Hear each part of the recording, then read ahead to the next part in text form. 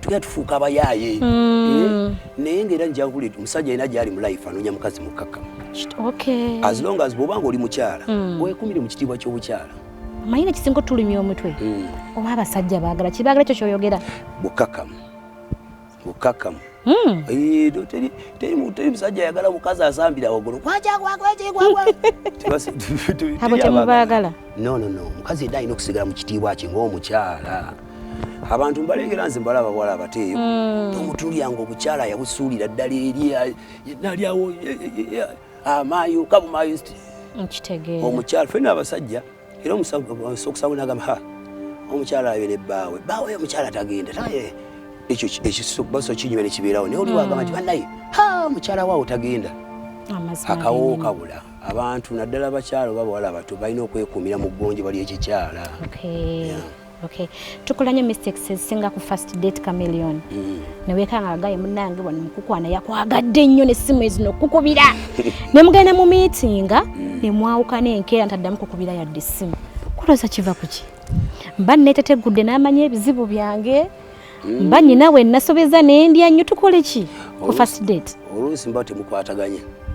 Kati ngena kuli abasajja enkola y'abasajja osooka ogera ekigambo kimu ne kiflipping endowooza y'omusajja. Serious? Yes. Kati tukole ki ku first date ddala kwewala bino? First date kugambe bukkakkamu. Soogera nnyo. Yes. Kabeera mukka. Nsirike bambuze enziremu. Weewumbeko. Kati oli otudde n'omusajja muli ku date. Sofia. Nina kudda mukubire. Oyogerera waggulu. N'amanyi ono. Si mwangu. Maguka.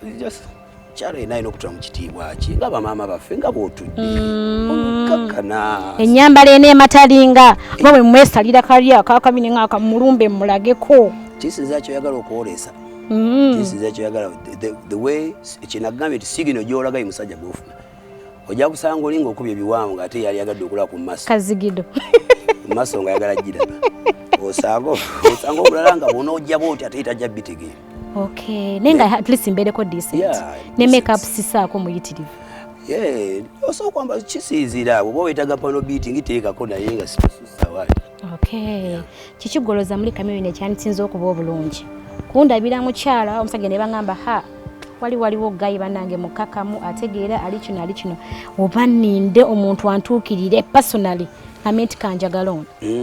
Nsubira ekyo omutima gwo kigunaaliya gweno okyesiimira. Sikkiriza kundabira. No kati oba oli nkoko olingedde enkoko heavy iri gye kusaanidde yonna okwesiimira omuntu. Bajja kukuleetera nti omusajja oli omusajja mugagga nnyo omusajja mulungi nnyo byakoze bitya eyo yamulabirwa kitamutwala. Okay, kituufu lwaki yabatamweyagaliza.